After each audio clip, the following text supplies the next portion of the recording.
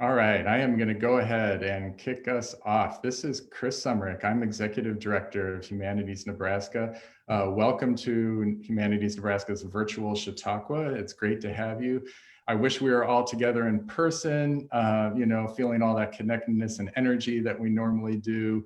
But I'm really glad that we're still able to come together this way to engage in a really important topic in our history and for today. In a moment, I'm going to turn things over to Dr. Patrick Jones, who's going to moderate our program tonight. And he will also introduce our very special guests, Lenneal, Henderson, and Becky Stone. And I think we're all in for a really invigorating discussion together. So first, Humanities Nebraska is a statewide nonprofit with our mission to help everybody connect us and explore what makes us human. We've been doing that for 47 years in a whole variety of ways. All across the state and lots of different communities, working with lots of different organizations. And that work has included for the past 35 years, Chautauqua. Now to kind of get everybody in the Chautauqua mindset, what Chautauqua is about, it started in New York at Chautauqua Lake back in the late 19th century. People would come together from all over and spend days exploring different topics with different speakers.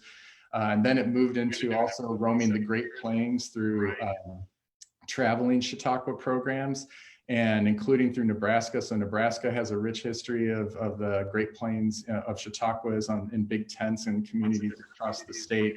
People like Mark Twain and William Jennings Bryan and so forth. But for Humanities Nebraska for the last 35 years, Chautauqua has been about looking at different elements of our history, different important topics in our history, and trying to connect them to where we are today and where we're trying to go going forward. If you happened to catch Chautauqua and Kearney last summer, it was the first year of exploring the 1950s. And if you were there, you would have seen Lenneal, Henderson, and Becky Stone portraying Thurgood Marshall and Rosa Parks as part of that and doing other workshops. And we had lots of other speakers. We were supposed to be in Ashland, Nebraska this summer, but that's going to wait till next summer. So we still look forward to going to Ashland. But in the meantime, we wanted to bring everybody together this way and still carry on the conversations about civil rights and race issues in the 50s and forward. In a few moments, after I introduce Patrick and Patrick brings in Lenneal and Becky, Humanities Nebraska's program manager, Christy Hyatt Carley, will be on hand to also pose questions from you to them. And so if you are on our Facebook page, as I assume you are, you should be able to answer questions or post questions, type them in the comments section as the program progresses, and we will start asking those questions on your behalf. And then lastly, I just want to mention Humanities Nebraska as a nonprofit. Our funding sources are primarily through the National Endowment for the Humanities. We're the state partner for NEH. The Nebraska Cultural Endowment, which is a great public-private partnership, matching private dollars and state dollars for the arts and humanities across Nebraska, and private donors like you. And so we really appreciate all the people all across the state who are supporting Humanities Nebraska, especially with so many needs out there. So thank you very much for that. And now I'm going to introduce Patrick Jones for you. So Dr. Patrick Jones is an assistant professor of history and ethnic studies at UNL. He was born in Baltimore, grew up in Cleveland, earned a PhD in modern US history and African American studies from the University of Wisconsin-Madison in 2002. And he writes, researches, and teaches about civil rights in the Black Power era, electoral politics, social movements, urban inequality, race relations, America in the 60s, post-World War II popular culture, lots of good things for us to talk about. He's particularly interested in the meaningful and lasting social change that takes place in the intersections of formal politics, grassroots activism, and cultural production. He's published a couple books, one from Harvard University called The Selma of the North, Civil Rights Insurgency in Milwaukee. That was in 2009. He's also the author of In Their Own Image, Artifacts from the Great Plains Black History Museum, which draws on work reconstituting their archive to remind readers of the rich history and accomplishments of the community building in Omaha's African American community from the late 19th century through the recent past. So without further ado, and Patrick, by the way, is available in the Humanities Nebraska Speakers Bureau, so you can also book him to do programs about African American history in Omaha that way. So Patrick Jones, please take it away. Well, thanks, Chris. I appreciate it. And thanks to Humanities Nebraska and History Nebraska for putting this event on. I'm excited to be here and looking forward to the discussion. My role is mainly as moderator for today to help just keep the conversation between our two main guests going. But before we get to that, I was asked to give a little bit of just a brief overview and reminder of the historical context of the time period that we are talking about today, the 1950s, and the legacy of two important historical figures from the civil rights era in that period. So I just want to say a few things for a few minutes about the post-World War II era in American history to give us some broader context to situate our discussion about Rosa Parks and Thurgood Marshall. So the first thing I just want to remind us about is that, we're coming out of World War II, and the United States is entering, during this post-war period, an extraordinary era of power and wealth. And it's also one of great paradox. The United States comes out of World War II. It is the undisputed global power. It has military supremacy and global power. It's a period also of unparalleled economic expansion and what many refer to as an era of affluence. That would extend to the late 1960s, one of the most productive and expansionist economic times in human history, really. It was a time of a rise of and a recalibration of a new American dream, an American dream that was rooted in the suburban ideal, suburban home ownership, and mass consumerism.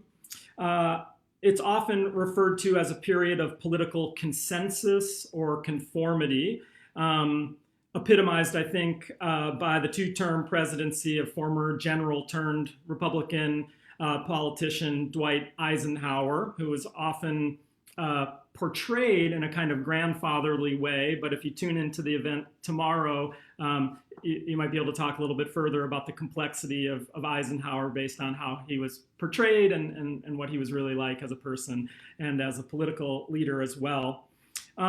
Much of that kind of politics of consensus during the post-war period in 1950s revolved around a nexus of power among very large institutions, particularly a kind of collaboration between the federal government, multinational corporations, the military, organized labor, and mass media, what some would call the military-industrial complex. Eisenhower himself would coin that phrase at the end of his administration.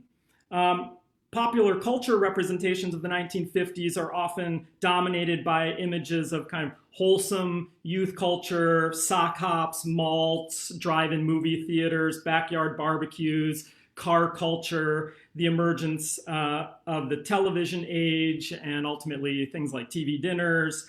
But kind of beneath this mythic veneer of the 1950s and this post-war era lays a variety of political, economic, social, and cultural paradoxes that we need to keep in mind, which then would explode during the 1960s. So the 1960s doesn't come out of nowhere. The groundwork for what we think of as the 1960s is emerging and formulating during the 1950s era. And so, for instance, despite its international power and military supremacy, the United States became locked in a new global Cold War with the Soviet Union. And that would lead to a variety of small and large conflicts throughout the era up through the end of the 1980s. And increasingly, it was unclear if American foreign policy was truly animated by the noble ideals that it claimed, democracy, freedom, self-determination, and human rights, or by other ambitions like raw power or large-scale economic interests. And of course, the adversarial relationship between the US and USSR meant that behind the suburban dreams always lay the impending and seemingly imminent threat of nuclear annihilation.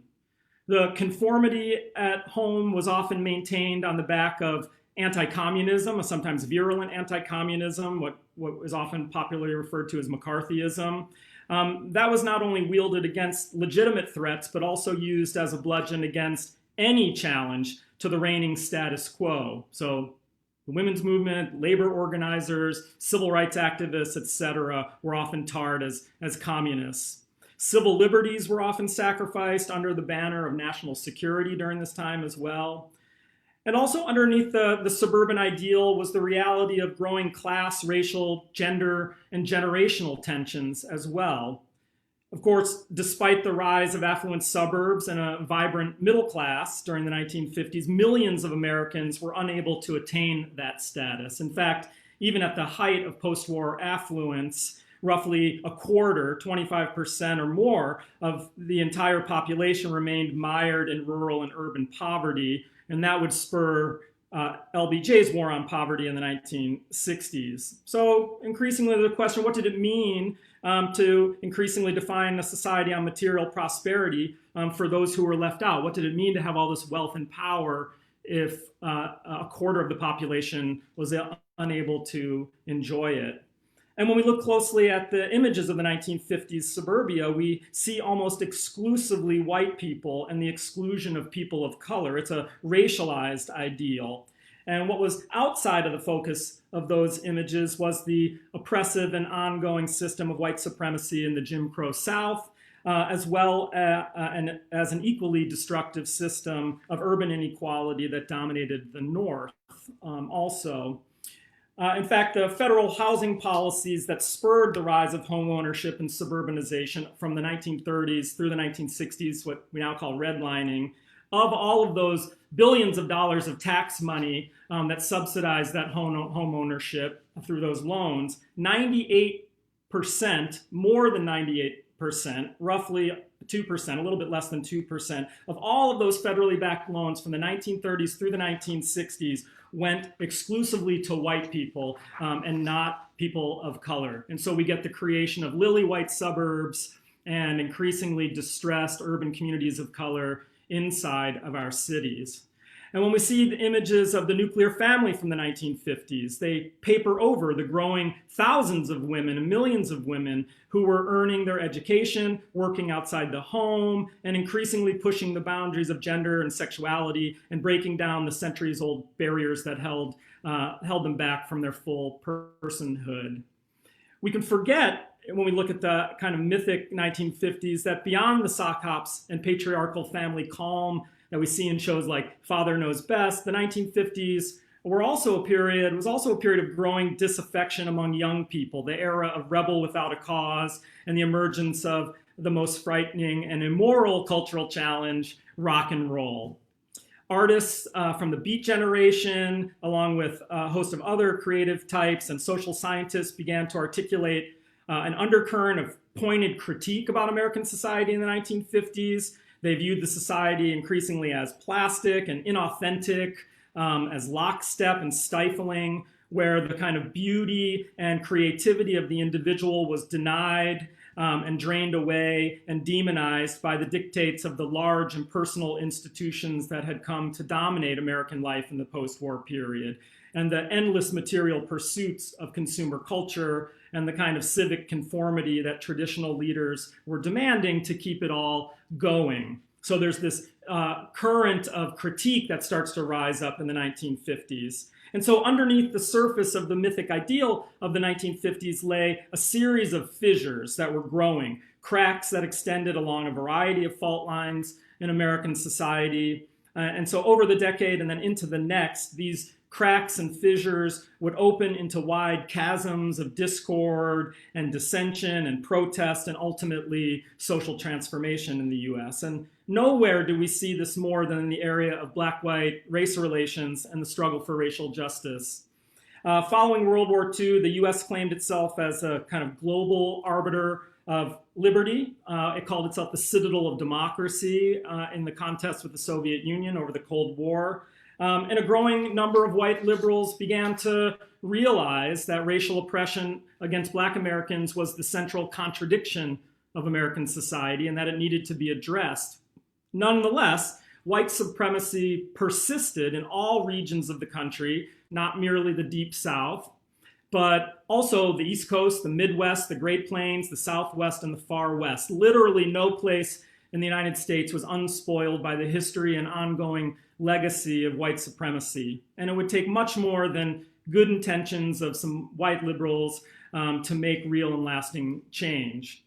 And increasingly, though, African Americans and their allies during this period pressed for that change, mounting what was initially percolating protests during the late 40s and into the first half of the 1950s, but which grew then into a mighty river of social movement and racial change in the 1960s. During this struggle, African Americans and their allies used a variety of tools and strategies and tactics to compel that change. They used the law and legislation, they used social protests, they used self-defense, they used journalism and the creative arts, and much more. The modern Black freedom movement is one of the most important and impactful and inspiring developments in all of American history. And as we see when we look out on our own moment in history, despite the historic gains of the civil rights movement, the struggle for racial justice continues today in no less imperative ways. And there's much that we might learn, I think, from this past. And so our purpose here is to consider the lives and legacies of two of the towering figures of the civil rights era from this 1950s period, or who are most often associated, at least, with the 1950s, Rosa Parks and Thurgood Marshall. And to help us do that, we have two accomplished historical actors and scholars and creative talents here with us, Miss Becky Stone and Dr. Lenneal Henderson. Let me just introduce them briefly, and then I'm going to pass it over to them to talk about these two figures. Becky Stone was born and raised in Philadelphia. She earned her undergraduate degree at Vassar College in drama with a minor in French. Her MA is in elementary educational counseling from Villanova University. Ms. Stone worked for 7 years for the Philadelphia school system and then moved to Western North Carolina, where she discovered storytelling. Already a trained actress, Ms. Stone found storytelling to be a delightful change. She has performed as a teller, an actor, a singer, a dancer for 40 years while raising 4 children, teaching, directing, and co-publishing a small garden quarterly, Green Prints, with her husband. Ms. Stone began her Chautauqua career in 2002 when the city of Greenville, South Carolina, recruited her to portray scholar, lawyer, activist, and theologian Pauli Murray. Her other characters are Harriet Tubman, Rosa Parks, and Maya Angelou. All were premiered at the Greenville, South Carolina Chautauqua Festival, and currently Ms. Stone is developing Josephine Baker for Chautauqua. She also performs as a storyteller at festivals and at libraries and school events. We also have with us Dr. Lenneal Henderson, who was born in New Orleans and raised in the housing projects of San Francisco, California.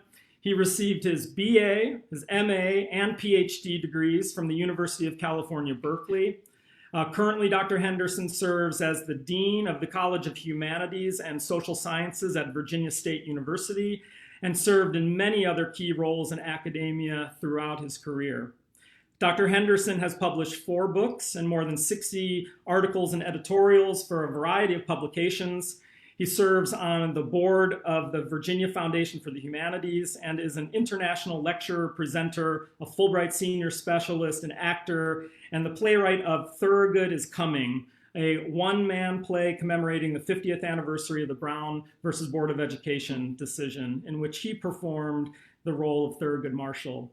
So a warm welcome to both of our guests, Ms. Stone and Dr. Henderson, and a thank you for both being with us today. I'm looking forward to hearing you and participating in the discussion with you. So I want to open up by just offering a broad question for you to consider and to share your thoughts about with the audience. And that is, why should we remember Rosa Parks and Thurgood Marshall? Why have they become icons in our national narrative? And what makes them, in your mind, titans of U.S. history? We want to start, Rosa? Okay. I wanted, when I present Rosa to audiences, I start off saying that I want to set the record straight. And she has always felt throughout her life uncomfortable with the title of the mother of the modern civil rights movement. She wanted people to understand that there were many other folks involved in the boycott, and that it was not her doing, it was not premeditated, it was not planned. She was simply doing what she had always done, which was to stand up for what she felt was right and to stand up for herself. She did realize that she was a symbol, and that and being a symbol, it's kind of a reflection of the people who look at you and say, you are a symbol. She became a symbol of change because the media grabbed a hold of her image. And that led her to be a target and receive lots of threats. She also became a symbol of change that was acceptable to white society. She wasn't, she was soft-spoken and very mannerly, very ladylike, but as hard as nails. She was a tough customer and had been a rebellious young person all through her life, and long after the boycott, for another 40 or 50 years almost. When she moved to Detroit, she was still a civil rights activist. But she became a monumental symbol simply because the boycott, it's my opinion, the boycott was monumental. Nothing like that had happened before in our history or since, where over 40,000 African Americans pulled together with a common focus for over a year. That in itself was remarkable. It should be pointed out that the boycott itself did not change the law. Rosa Parks' case was not the case that went to the Supreme Court. It was yet another case that, four women, against the mayor versus Mayor Gale, was appealed all the way to the Supreme Court when the decision was made. But I think because of media and the size and the length of that boycott, it did kick off the civil rights movement of the 50s. Well, thank you, Rosa. I would say that sometimes they counterpose Rosa Parks and the boycott with Thurgood Marshall and his focus on the courts, but they were actually quite complementary. We were complementary because Thurgood had been actually involved in cases at different levels of the courts since the 1930s. So coming into the 1950s, he had a good solid 20 years of experience, including 41 appearances before the Supreme Court. So the 1950s was a culminating decade for him rather than an initial decade. And of course, our moderator set the context very well for what was happening as we made the transition from World War II to the 1950s with the Cold War, with the continued urbanization of the United States, including African Americans, racism continues to move from its southern rural rates to its urban foundations across the country. And so the platform for a lot of the conflicts in civil rights in the 1950s would be in cities. So we know Thurgood Marshall because he and the NAACP Legal Defense and Education Fund. And by the way, one of the things that Thurgood had in common with Rosa Parks was the NAACP. Well, one of the things that he did was he brought these school integration cases or school segregation cases to the Supreme Court. We know as Brown versus the Board of Education of Topeka, Kansas, a city in the Midwest. But there were actually 5 cases that were settled on that day on May 17th of 1954. One was Washington, D.C., Prince Edward County, Virginia. We had a Delaware case, and we had a South Carolina case, Clarendon County, South Carolina. Increasingly, those were urban. As the moderator said, when people moved into cities and the economy began to flourish in the 1950s, African Americans were not necessarily part of that prosperity. The 1949 Housing Act committed to the creation of 800,000 units of public housing in the next 10 years, mostly in the 1950s, and about 78% of that public housing was African American, and more than 90% of it was located in central cities.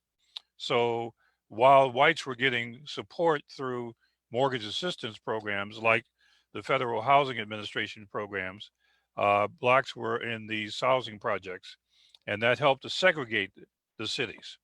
So no accident that the city, especially the central city, would become the battleground for many of the civil rights struggles. The other reason we should know Thurgood Marshall, of course, in the 1950s is that in 1948, President Truman issued 2 executive orders desegregating the military. Part of the background of that was that Thurgood Marshall was sent both right after World War II and certainly during the Korean War in the 1950s to check on the welfare of African American soldiers. And he actually got involved in the court martials of about 12 or 13 African Americans and reported back to the NAACP the severe segregation that was going on in the military. And the military becomes a focal point here because one of the things that President Eisenhower would eventually introduce in the mid-1950s was the Interstate Highway Act, which was originally intended as a defense infrastructure to move people and munitions and personnel easily in and around the United States. It was not really envisioned for domestic use. It obviously became used at the domestic level, but the background from that is the Cold War. And so Thurgood Marshall gets involved in these cases involving the military, very important because the military would be a focal point in the 1950s because of the Cold War, and as our moderator has pointed out, also because of the concerns about the expansion of, or alleged expansion of communism, and the allegation by Senator Joe McCarthy out of Wisconsin that the military had been infiltrated by communists, and he conducted all of these investigations. Interestingly enough, Marshall and the civil rights people were not really drawn directly into this. In fact, one of the great ironies of Thurgood Marshall was that he got along famously well with J. Edgar Hoover, who was the director of the FBI at that time. And people were kind of curious about that, but I think their camaraderie was based on the fact that they would speak about these issues through legal frames of reference rather than through political or protest frames of reference.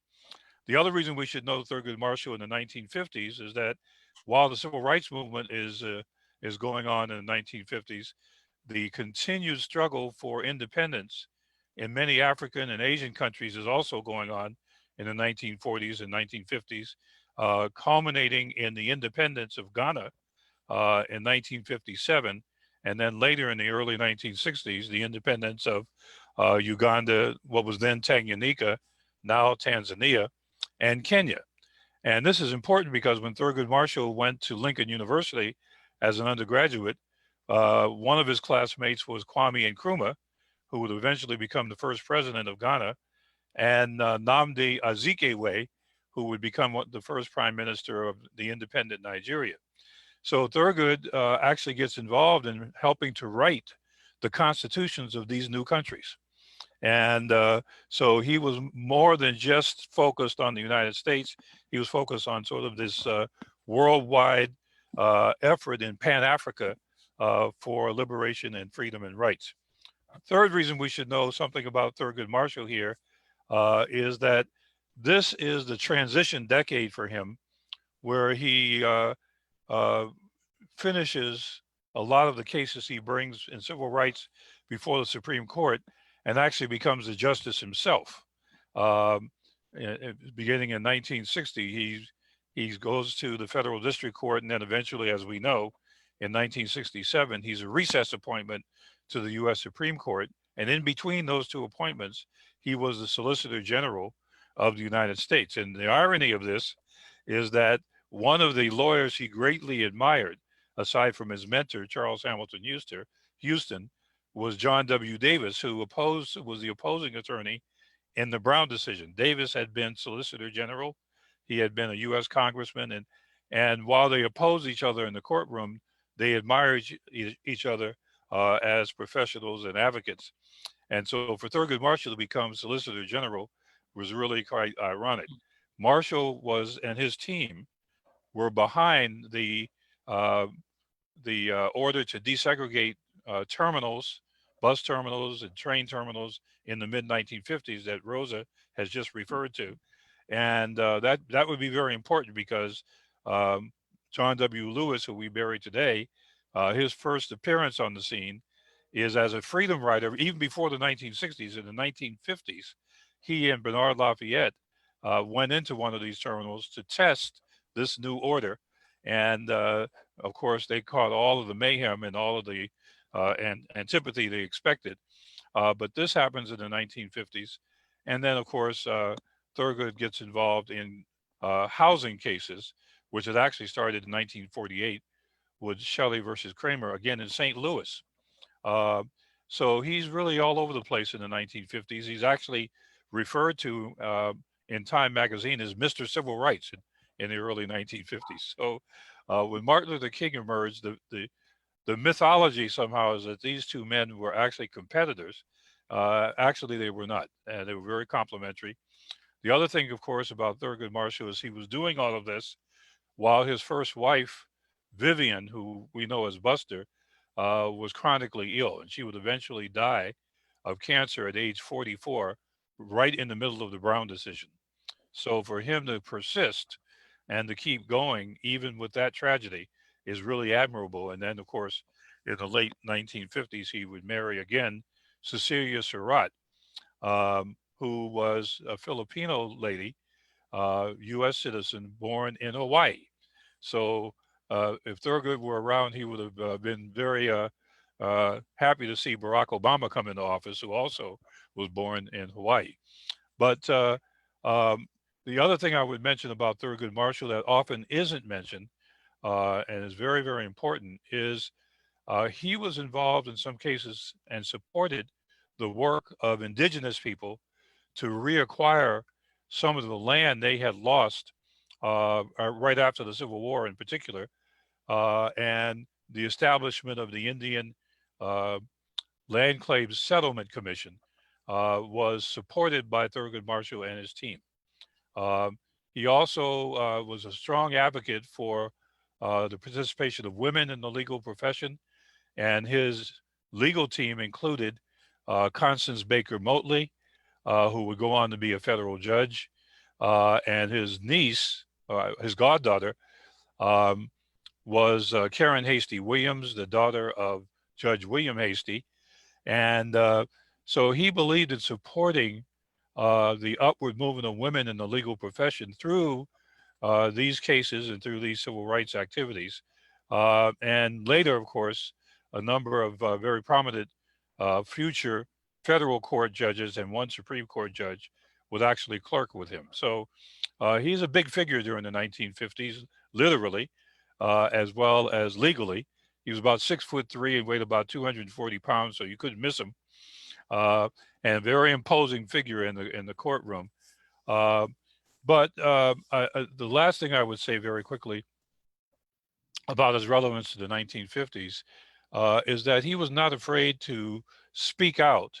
He was not afraid to challenge public policy in any branch of the government, the Congress, the courts, or even in the presidency. He actually openly criticized President Eisenhower for not doing enough to enforce the Brown decision, and actually being in some ways complicit with the Southern Manifesto.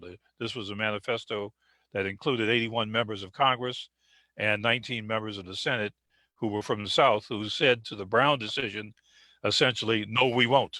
And so he criticized Eisenhower for not taking a strong enough stand. This got Eisenhower involved in Little Rock a little later in the 50s, 1957, as they were trying to integrate the public schools there. So he is a towering figure. And I think we keep in mind that, like Rosa Parks, when we actually see them come on the scene, this is not their first appearance. I mean, there's a long background to their involvement that leads up to these storied moments that we celebrate. Yeah, thanks, both of you. So let me underscore, one thing that I'm hearing that we talked about before this event is that in the popular mind, Rosa Parks and Thurgood Marshall are often kind of frozen in a particular moment. The Montgomery bus boycott, image of Rosa sitting on the bus, right? And there's a mythic story that's kind of wrapped around that. For Thurgood Marshall, it's the Brown decision, and then a little bit later on his appointment as the first African-American Supreme Court justice. And you both have hit on a couple of important things that I'm hearing as a movement scholar, which is that these folks' lives and contributions went well beyond that. And Dr. Henderson, you just laid out many different ways that the Thurgood Marshall was involved in critical and fundamental moments in our nation's legal and political history, well beyond the Brown case. And I'm wondering if you, Becky, could talk a little bit more about Rosa Parks and trying to unfreeze her from that Montgomery bus boycott moment. Most people don't realize that shortly after that, she and her family have to leave the state, and they move to the north. And she lives a long life after that and continues to be active. So can you talk a little bit more about Rosa Parks beyond that initial moment in time, and give folks a sense of who she was beyond that? Yes, certainly. I think it's really important to understand that she had been the secretary for the NAACP in Montgomery since 43. That was 12 years before the bus boycott. And during that time, she was taking in information about all of the brutality and the problems that were going on with the African-American people in Montgomery and the nearby communities. And she was going out and interviewing those people, trying to get affidavits so that the NAACP could move forward with some legal action. And she also had received some training in grassroots organization at the Highlander Folk School in Monteagle, Tennessee. And she said that she was 40. That was the same year as the bus boycott. She was 41. And it was the first time that she had ever felt comfortable with white people in her life. And it wasn't the very first day that she felt comfortable. She was paralyzed with fear.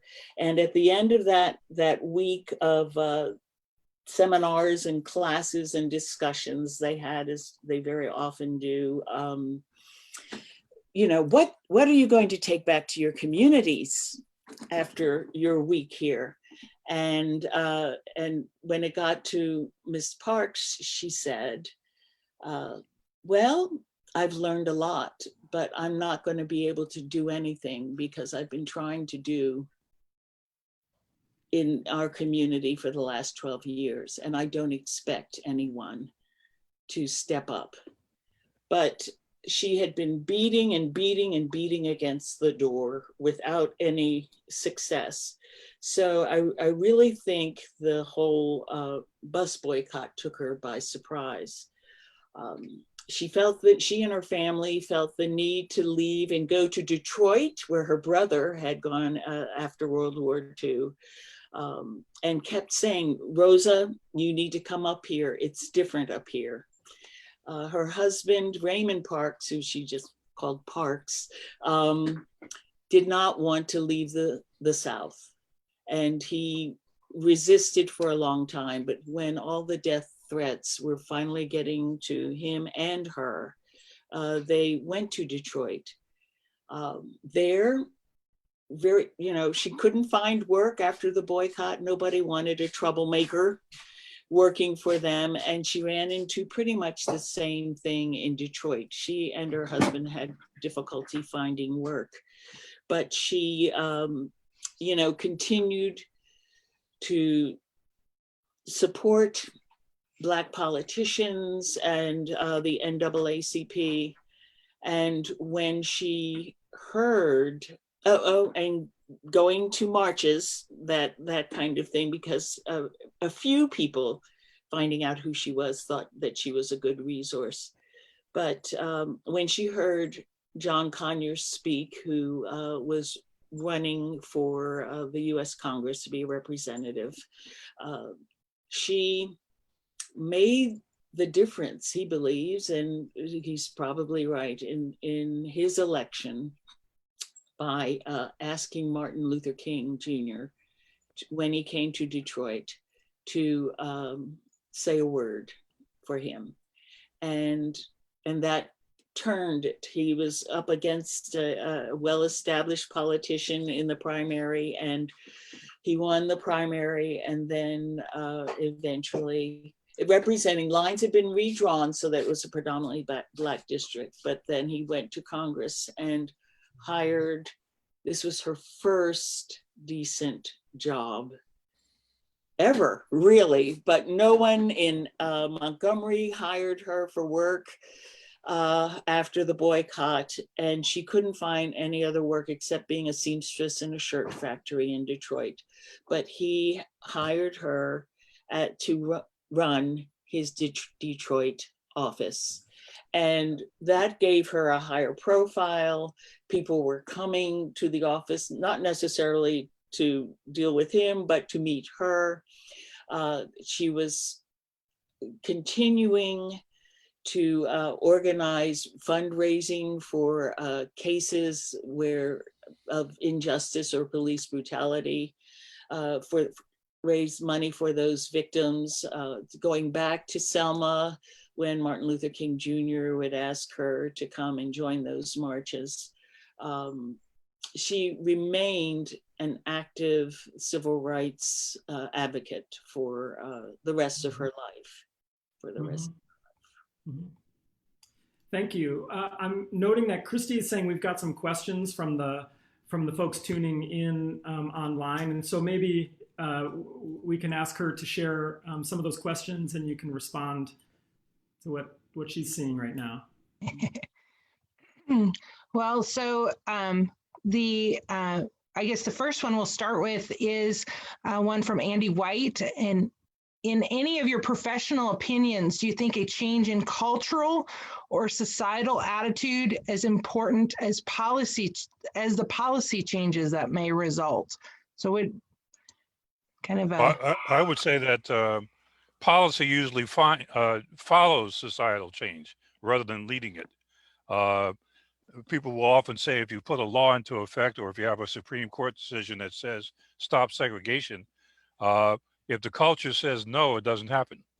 But if the culture demands it, and then the policy comes, then it's more likely to happen. So I think the two of those dance together, but it's usually the culture shift that precedes the policy shift. Well, I feel as though it's not always the entire culture that makes the shift, and that there needed to be the personal and almost spiritual connection supporting policy changes. But if the whole legal branch of the civil rights movement had not been battering against the door all the time, that we wouldn't have anything to stand on. We you know, and that goes back to the Constitution, really, and depending on the Bill of Rights and the amendments to the Constitution. So, yeah, no, I not only agree with that, but I would just add one thing to it. And you would know this because of your portrayal of Maya Angelou. One person whose name we haven't mentioned, who emerges in the 1950s, that's very critical in these cultural shifts and perspectives, is the writer James Baldwin, who actually had gone overseas in 1948 and sort of wrote from there for a long time until he came back to Harlem. And both Thurgood and Rosa, I'm sure, are listening and reading a lot of what he has to say, but he's actually the barometer for a lot of these cultural shifts that are taking place, not only in the African-American community, but in the white community as well. And one of the things that was interesting about Thurgood is that his legal team was literally the only integrated legal team in the United States. He had white attorneys like Jack Greenberg working for him. He had volunteer attorneys like, Charles L. Black, historians like C. Van Woodward and Richard Hofstadter doing some work for him, that kind of thing. And that was a culture shift because that just didn't happen in law firms generally. They were highly segregated. Yeah, I would just say, as from the perspective as a movement scholar, that white supremacy gets rooted in what becomes the United States initially through an economic system of enslavement, that then institutions and structures, the law, political institutions, educational institutions, ideas and ideologies, a culture, all grow up around it to justify it, right? And then it is perpetuated over centuries of time then. And so it becomes deeply, deeply embedded in the structures and in the institutions across the society, but also in the ideas and in the culture. And then it feels like to many people in themselves, right? They have been acculturated and raised up in this, and that becomes hard to dispel. And so, when I teach my civil rights and Black Power seminar, one of the things that we really stress with students is that this is a lot of work. Like, this system has been created over lots of time in all these different ways with trillions of dollars of resources, et cetera. So when we're talking and thinking about how we overturn that and make truly transformative and lasting and meaningful racial change, then there are legal and economic and these structural political changes, educational, and then there's this terrain of our consciousness and our mind and our heart that this has become so embedded in, and that is often a very hard terrain to get access to and to get to change in the mind and the heart and consciousness. So it's really complicated, and we often focus on a decision like Brown, right? But 50 years later, we also know that Brown has had limited impact in our society when it comes to desegregation in schools, and we still see all kinds of persistent racial inequality. So, it's something that I think has to happen on all these levels at the same time, and there are all different kinds of people acting through their experience and their expertise in all these ways, some formally and some informally as well. Well, Mr. White has asked a very good question there, and one of the things that happens in the 1950s is, especially in the court cases, is the standard of evidence that's brought into play here in the courts shifts radically, because when Thurgood Marshall asked Kenneth Clark to conduct those doll studies, and he was not allowed to interview the white students, but he was allowed to interview the young Black students. And when he put those black dolls in front of him, and 70 or 75% or more said the black doll was the ugly doll, you could conclude from that that there was a clear distortion in the self-image concept of this kid. You know, if he had had the chance to interview white students, roughly about the same issues, it would have been interesting to see where they would stand in their self-image concept, as well as in their statement about the culture from which they came. So there's a sort of part of what has happened with Brown is that the target has moved a little bit too since the 1950s, because the demography of African Americans had changed, especially going into the 60s. The quality of the evidence and the discrimination there was broader and more complex. So it wasn't as straightforward as it seemed to be in the Brown decision. And I think one of the things that Becky pointed out, I think that's very, very important, is the heart dimension. I think you alluded to this when you were talking about the shift in the consciousness, you know, because there's this intrapersonal level of change, there's the interpersonal level of change, there's the organizational level, and then there's the big structure, right?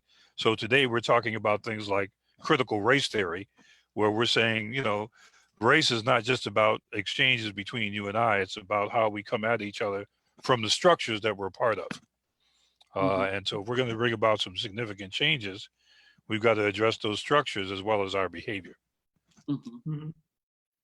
And I think that was one of the great things about Rosa, that she grew up with a family that convinced her that of her own humanity and her own value, because every African Americans, probably true of Africans as we're out in other white cultures or non-African cultures in the world, but certainly every African American is a part of that same racist white supremacist system, so that you know, we have false and degrading images of ourselves and thoughts about ourselves that we have to overcome. That's right. And Rosa, with her mother and her maternal grandparents, from, you know, her grandfather was hated white people, you know, and you know, the mother and grandmother were church going, and you know, there was this amazing balance in Rosa's upbringing that brought up a woman who had a great faith and expectations and understanding of who she was. And she also expected other people to treat her with that same respect, because she had that self-knowledge, and that gave her confidence. And you know, when her friends would say, you know, if Rosa says no, she might say, I prefer not, in her soft-spoken way, but you know it means no. You know, I'm not budging on this. She, you know, I think she can't, we all come with all of these gifts, but that her family just really supported her and helped her become who she was. Yeah. Christy, you want to jump in with more? I know we're looking at time too. Well, yeah. So Mary has a question. More than 60 years have passed since the 1950s and the civil rights efforts within that decade, and we seem in many ways to not have moved very far. What can we learn that will move us forward more quickly in this current moment? Yeah, this is one of our questions that we wanted to present to you here. We talked about too, is, you know, what are the lessons that we have this new moment of Black Lives Matter and this new racial crisis and this new surge of activism, but also great reaction to that as well. What are the kinds of lessons that you both see as important to take away from the lives of people like Rosa Parks and Thurgood Marshall in this era that might be useful in helping us navigate our current moment and compelling change today? Well, both knowing a little bit about Rosa's life and hearing Becky's performance last year, one of the things that struck me was as we get to the 60s, 70s, 80s, the struggle becomes more of a human rights struggle as well as the civil rights struggle, because there are Latinx folks, there are women, there are Asians, indigenous people whose situations come to the fore in a much more visible way, connected to the struggle of African Americans. So we made this more of a human rights issue in some ways. We've also connected the issues of poverty and economic inequality to it. People forget that at the March on Washington in 1953, the sign that was up was for freedom and jobs. Yes. So there's this economic dimension. And when you were talking, Becky, about the boycott, 381 days, I think what gave that impact was not just that 40,000 African Americans found another way to get around other than the buses, but the financial hurt that put on the bus system. Yes, and stores and that's right. In general, yeah. That's right. And so I was one who was at the 1968 Poor People's Campaign in Washington. And I think what King envisioned here was a focus on poverty as something that marginalized people had in common, as well as race. And I'll never forget it. It was a wonderful experience in many ways, disappointing in others. So Christy, one day when we do the 1960s, we'll see that 1968 had to be one of the most tragic years in American history. But so I think we learned that. And then the third thing I think we learned is that a combination of policies and actions are sometimes necessary to bring about a small change. So it's not, as President Obama said today, protest or politics. Is the strategic interplay of both in a sequence of actions. So it's both and it's something other than that. I think the other big thing that we should point out here is that during the time that we're talking about in the 1950s, there were very few elected African Americans. Becky mentioned Conyers, who comes in about 1958, 59. And he was in the Congress until 2017. So he was there for a long time. But there were very few local Black elected officials. And that was challenging for the movement because it meant a total shutout in terms of policy representation for African Americans. But as we get to the mid 60s and the late 60s, now we see these Black elected officials coming on the scene. And that sort of changes the game a little bit. And it's changed the game even more today.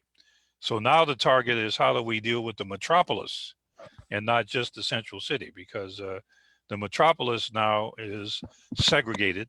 And we know that in Detroit. Speaking of Detroit, all you got to do is go down East Jefferson Street east.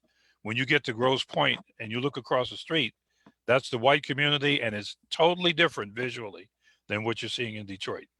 It's a pretty hard boundary. So that's sort of where we are today.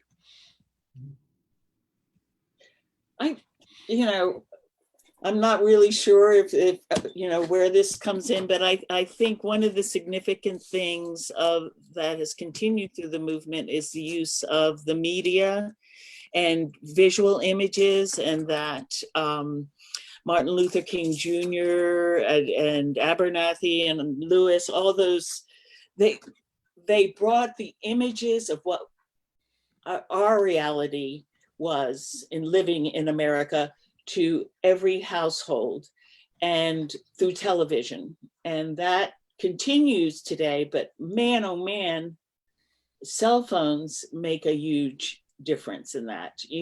People just, I don't know how they get their phones out that fast, but they do. They capture things that I would just be fumbling for my phone, but the images, it's a way of, it hardens people who are hard against, but for anyone who has a soft spot or can see the humanity or how inhumane treatment is through these images, is a way of reaching out for grassroots change. And I think that's the kind of thing that changes your attitude, changes the what you say at work, how you relate to people in your community, and maybe change your vote. Well taken. I would say, Patrick, being a movement scholar yourself, you realize that the 1950s was really the apex of Black media, because there's Black newspapers like the Chicago Defender, the New York Amsterdam, the Pittsburgh Courier, and others. And I think probably one of the most chilling moments is when Jet magazine published the picture of the battered body of Emmett Till. This is in the mid 1950s, who had been killed in Mississippi for allegedly whistling at a white woman. And this handsome young man, his body was just totally battered, disfigured, mutilated. And his mother, Mabel, wanted the casket open so people could see what they had done to their son. And for that to hit the press the way it did, and as Becky has pointed out, for other media images to come into the homes and into the view of a lot of Americans, that's a culture shifting moment. Yeah. Yeah, so technology, media are key. I would just stress something too, which we've hit on here, but I would just underscore it, is that there's not going to be a quick fix and solution, that this system has been created over a long period of time with lots of resources, et cetera. So to dismantle it, we need to be willing to be persistent and resilient and continuous in our efforts. And we need to fund them. We need to put the same kind of resources over a long period of time to address this as well. And as we saw with the NAACP and Thurgood Marshall or Rosa Parks, they're part of broader networks. So organizing is really key. You had to take the time to lay the legal foundation from the 1930s that blooms and bears fruit over the next decade and a half that culminates in Brown. People in Montgomery had been activists and organizing, and they mobilized, and then they built the Montgomery Improvement Association, that sustained this movement over the next year of time. And it was a mix of approaches: protest, legal and political action, consciousness and culture action, et cetera. And so, folks have to find their place and what their skills are and get involved. But, I think movement scholarship has really moved us to thinking about not great leaders, but rather that the engine is the social movement. We have amazing figures throughout the movement. They play their roles and they're critical, and they have different kinds of power and leverage that they use in heroic ways oftentimes. But if we're waiting for a saint or deliverer, we're going to be waiting for a long time. Right. It was that thousands and millions of people came together and compelled these structures to do what they didn't want to do, which was change. So I think that active involvement and that institution and organizing kind of culture and history is really important to keep. And then a quick addition, Patrick, to what you've just said is that in the 1950s, you see the beginnings of a coalition between the civil rights movement and other movements, especially the labor movement.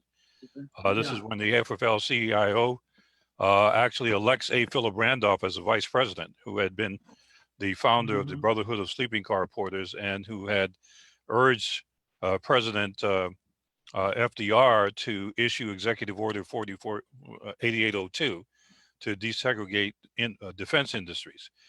They made him a vice president. So that coalition becomes very important. As Becky pointed out earlier, the Highlander Center in Tennessee was initially started really by labor people. And then later it got into the civil rights movement. But that's a firm coalition. And that coalition also would include later on faith institutions, Quakers and Greek Orthodox and Catholics and Jews. And so that's a big dynamic in the 1950s that would carry into the 60s. And I remember the 60s because I was a student at Berkeley then. And every kind of movement you could imagine was going on back on the campus, and I was a physics major. So I was told by all these different movements that physicists were the enemy. So that's why I changed my major. I would say too that, it's really important, and this is something we learned from Black Power more directly maybe or explicitly later, but that white people have a key role. Racism, the problem of racism is something that starts here between the ears of white people and then flows out into all these material ways, institutions and ideas and structures and things like that. So the solution has to really be here. And so white people have a crucial role in this, but it's where they are often unwilling and very uncomfortable doing the work, which is among other white people in their own communities, in their own structures and institutions. And so, I would really encourage white people who are listening to get involved and use the leverage that they have at their church, with their neighbors, in the organizations and businesses that they disproportionately have control over and ownership of, et cetera, their access to politics and boards and space, and to try to work to transform other white people, raise their consciousness, but also compel them to act, and then invite those who have not been invited into those spaces previously through your own access to be able to get involved there and to have a presence and the ability to speak and act and voice there as well. I think that's really important. Chrissy, you have another question? I have one last question, and this has been such a great opportunity to delve into that history of the civil rights movement in the 1950s, but it's always an element of Chautauqua as well to get into how studying and portraying historical figures is a way in which to forward that history. So Liz Niles Beatty asked, how has studying and portraying Rosa Parks and Thurgood Marshall affected your life? And I think that's a great place for us to really talk about that connection between history and the people, these scholars before us.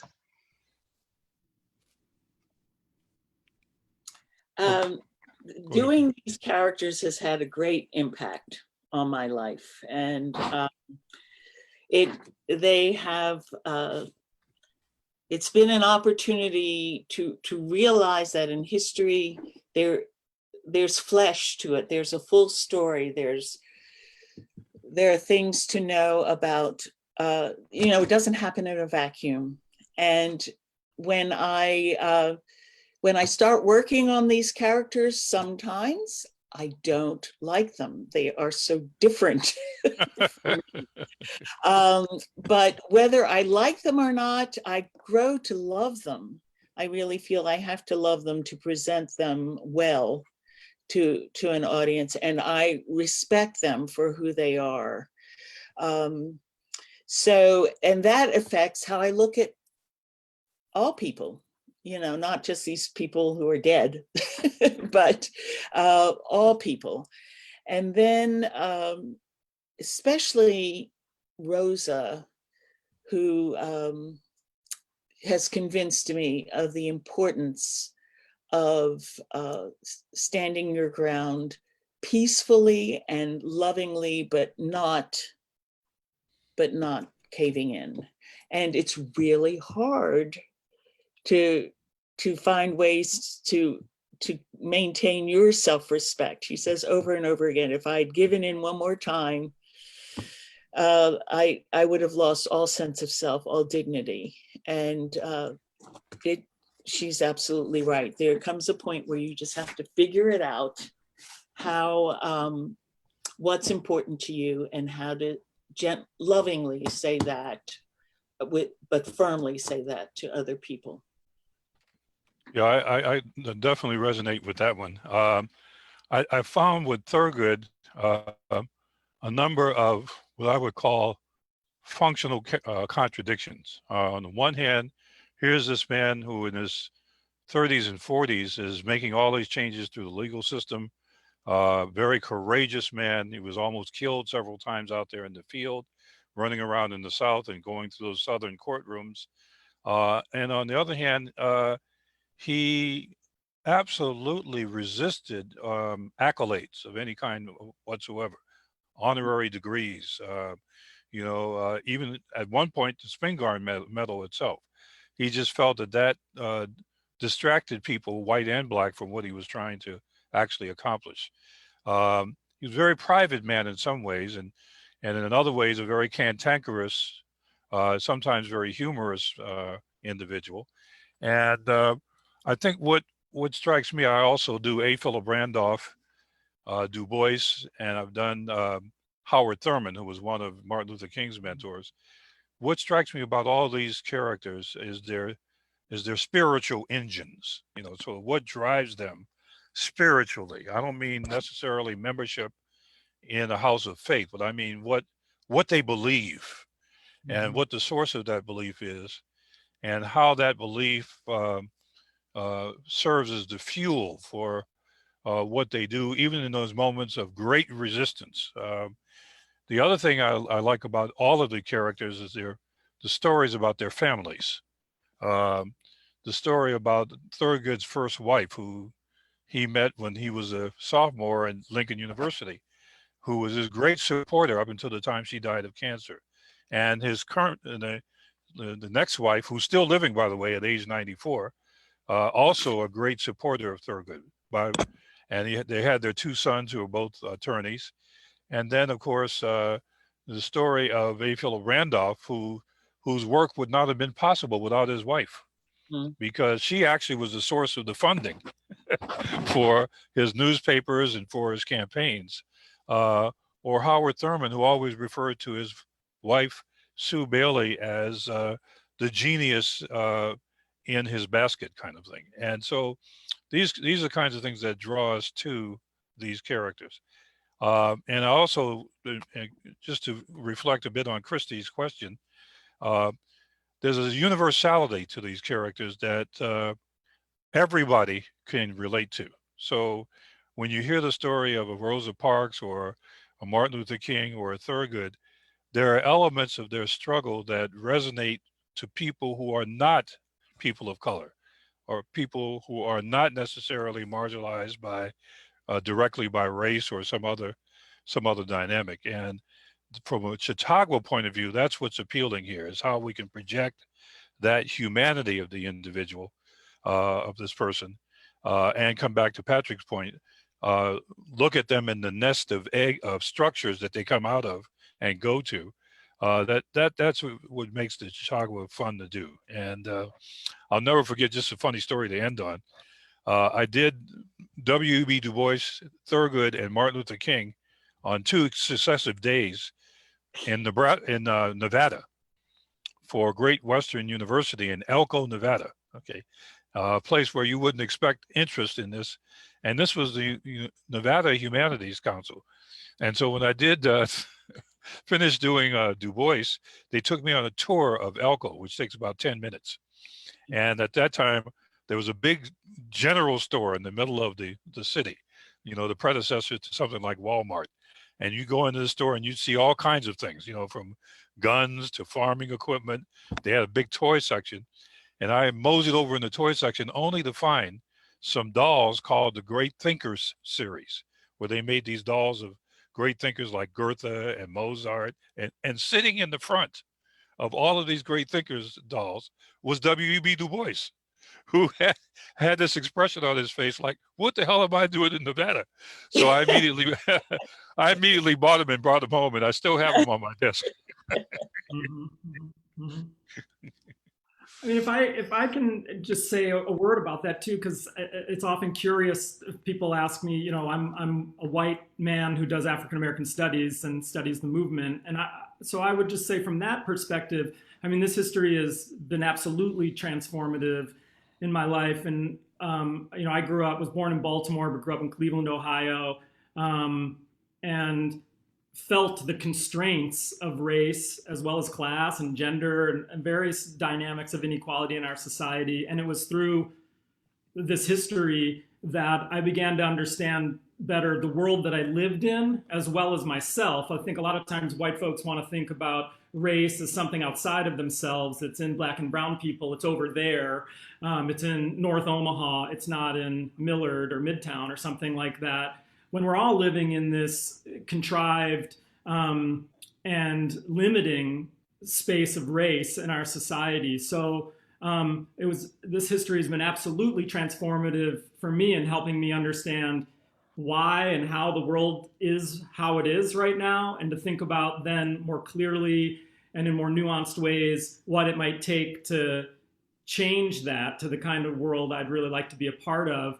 And it was and has been liberating for me too, right? From the constraints of my own whiteness, the limitations on my own humanity as being defined as white, and then the space that puts between other people and me, just like gender does. We think about men and women, or sexuality, etc. So it has been tremendously liberating to me, and that's a crucial part of this as well. And as I think you both were saying, this is, whether you want to call it spiritual or existential, I mean, ultimately this is about, who will we be and who do we want to be as individuals and a society. And that's this helps us think about how do we go from where we are and who we are to where we want to be and who we ought to be, and the different approaches we might use to get there. So I think it's really a critical history for every American. That's why it should be taught in every school, and it's not, and it's poorly done in a lot of places. Well, Patrick, I think the Lord has a great sense of humor, and sometimes paradoxically, the coalitions that create change come from the strangest places. We have to also remember all those folks, particularly in the South, white folks who supported the civil rights movement, who were not from the North. They were white Southerners. They hardly get a lot of attention when we talk about these characters, but they're there all the time. And I think of Thurgood's constant reference to Charles L. Black, who was from Texas, who you would not have expected to be part of Thurgood's legal team, but he not only was part of it, he wrote the first 5 sentences of the Brown decision. And he was visiting at Columbia University when he went over there to volunteer at the NAACP. And he went in, and the Black receptionist said, "Sir, can I help you?" And he says, "I'm Black." He said, "You what?" "I'm Black, Charles Black." So he was a brilliant attorney and everything, but he got on the nerves of the other attorneys. And finally, young William Coleman asked him, of all the legal and academic opportunities he had, why he came to the NAACP. And he said that he had been told by white people down there in Texas that the NAACP was this awful place with secret rooms. And in these rooms, they had thousands and thousands of hooks on the wall. And on each of these hooks, there was a key to the bedroom of a Southern white woman. So when he heard that, he said, "That's the place I want to go volunteer." And he became a real key part of the team. Well, with that, we should push it back to Christy. I think Humanities Nebraska wants to turn the lights out on us. And we got to leave something for our hopeful return to Ashland for Chautauqua in 2021. So I don't want to ruin that experience for those of us that will be able to, or those that will be able to join us in person. We're so glad to have all of you join us today for this meaningful and enlightening discussion, and that you guys have really illustrated for us exactly why the civil rights movement in the 1950s is such an integral part of our 1950s Chautauqua. It's a transformative time and one that is often overlooked. So we wanted to make sure that was at the forefront. A big thank you, of course, to Patrick Jones, Lenneal Henderson, and Becky Stone for their insightful comments. They are top notch for sure. I also want to thank Chris and Sherilyn from our staff, as well as others from the Humanities Nebraska staff that's helped support this, getting the Chautauqua to turn into a virtual event this year due to the COVID-19 restrictions and precautions. This conversation will remain on our Facebook page, and we'll be uploading it to our YouTube channel as well, so that others can benefit from it. We also want to thank those that have continue to support Humanities Nebraska. We're certainly committed to continue to offer opportunities for all of us to explore what connects us and makes us human. And that is a little more challenging in this time, but we really appreciate everybody's support in that endeavor. We'd love to have your feedback. And we have a evaluation form that'll be available on nebraskachautauqua.org. Please feel free to fill that out, give us some feedback on this event. Join us tomorrow for another great Chautauqua event with our Eisenhower Scholar, Jim Newton. And if you haven't already done so, please go to nebraskachautauqua.org to sign up for updates regarding Chautauqua as we prepare for 2021 and an in-person event in Ashland. That'll be probably early August. We haven't quite confirmed the dates, but it'll be there for us, and we're really excited to get back together in person. Again, our virtual Chautauqua continues tomorrow at 4 o'clock Central with Jim Newton, and we thank you all and have a great night. Thank you. Thank you very much. Thank you. Great job, everyone. Thanks. Take care of yourselves.